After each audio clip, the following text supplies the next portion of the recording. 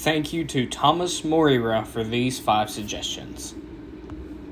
Hello everybody, this is JT Productions, and I'm back with another preview and prediction video. Today, I'm going to do the Kansas State Wildcats. Let's get her rolling.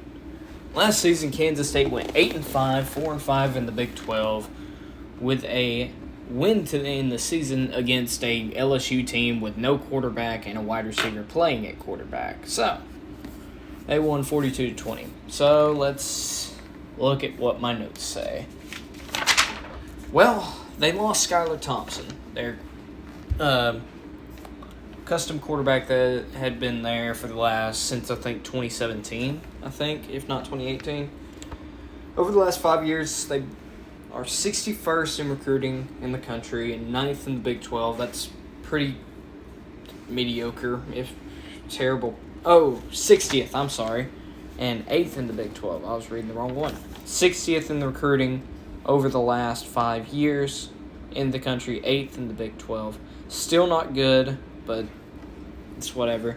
Chris Klein, he's a pretty good head coach. He's going to his 4th season with the program.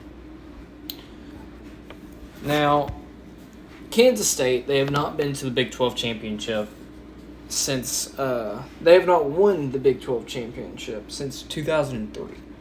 I don't think they got any business of winning it this year, but let's see what they're working with. Like I said, they lost Skylar Thompson, so they got a transfer in Adrian Martinez coming over from Nebraska. And Adrian Martinez, one of the most inconsistent quarterbacks I've ever seen. He's a more smaller stature. Him and Jordan Travis are kind of similar in build, in my opinion. But inconsistent throwing the ball. He can run, but it's okay. They do have Malik Knowles back. He's a pretty good wide receiver from what I've seen. They have Deuce Vaughn, who's probably going to be their offensive weapon. They did get some transfers, like wide receiver transfer Jadon Jackson from Ole Miss. He'll help out a lot. Like I said, quarterback Adrian Martinez, running back Anthony Frias from Modesto Junior College, linebacker Will Honus from Nebraska, senior transfer, linebacker Sean Robinson from Missouri. He'll be a good addition.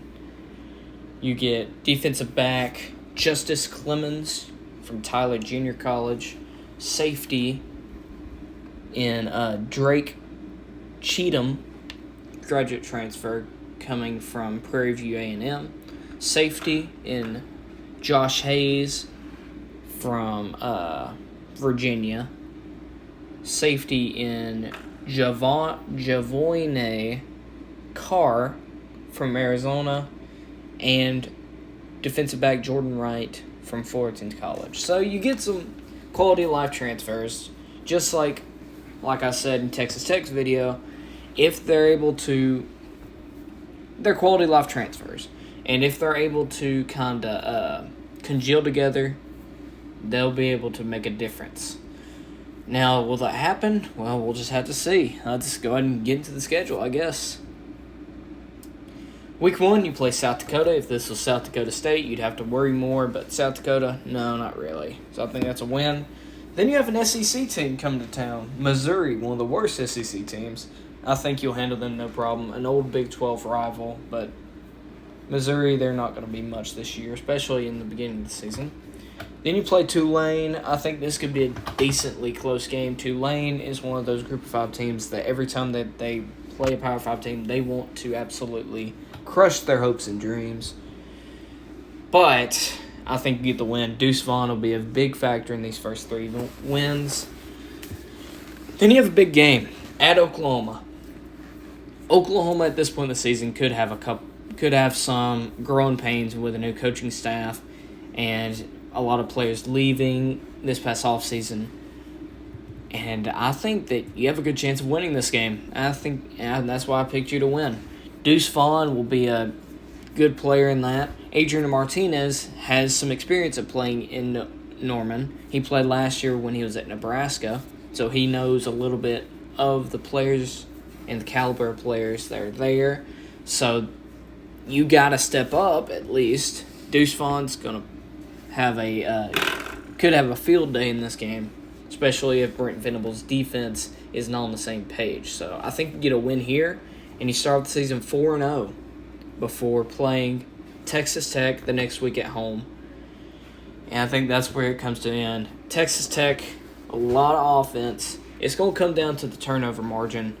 And I think with a more turnover-prone quarterback in Adrian Martinez, I think your luck ends here, and you're 4-1 before having another road game on the road at Iowa State, where nobody has won ever at Iowa State.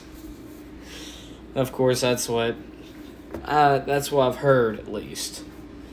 Now, it is a very ruckus environment, Ames. I'll give it that. They're going to take a step back or two this year, in my opinion. But I think you lose here. Iowa State, even though they're taking a step back or two, they're still going to be a very competitive team with Matt Campbell. So I think you get 2 straight losses before your bye week, and you're 4-2 going into your bye week before going out of it and going on the road once again to TCU. TCU, like I said in the last video, like I said a few videos ago, they're going to be a more disappointing team this year. They have a new coaching staff. They lose players like Zach Evans to the transfer portal. But in the Big 12, all of these middle teams are always going to be very competitive against each other. And I think you lose here as well. I think Max Duggan is going to have a field day, in my opinion. And they're going to beat you in Fort Worth. And you're going to drop to 4-3. And then have to go back home to play Oklahoma State. And I think you lose here as well. Oklahoma State, very good team. They're going to be similar to they were last year.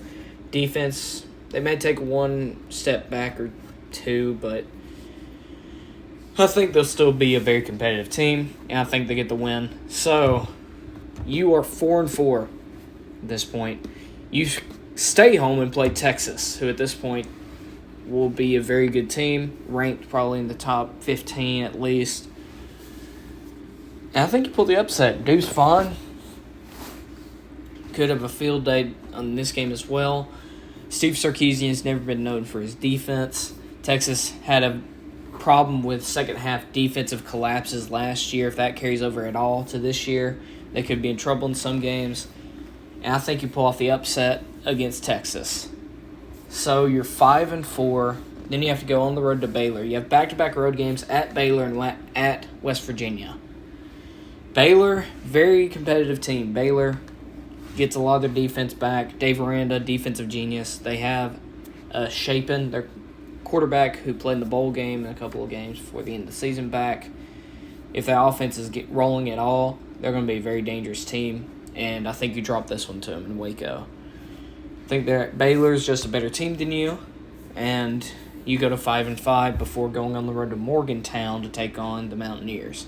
Like I've said in a lot of these, Morgantown, West Virginia is one of the most ruckus environments in the Big 12, and they're going to be pretty good this year. So I think you drop this one to go to 5-6 before coming back home to play Kansas. I think you win this one. Kansas, they're on the up and up, but not on your level yet. One thing I failed to mention earlier in the video, Iowa State. You play at Iowa State, you'll never guess what the name of this rivalry is. It's one of the most creative rivalry names I've ever seen. They call it Farmageddon.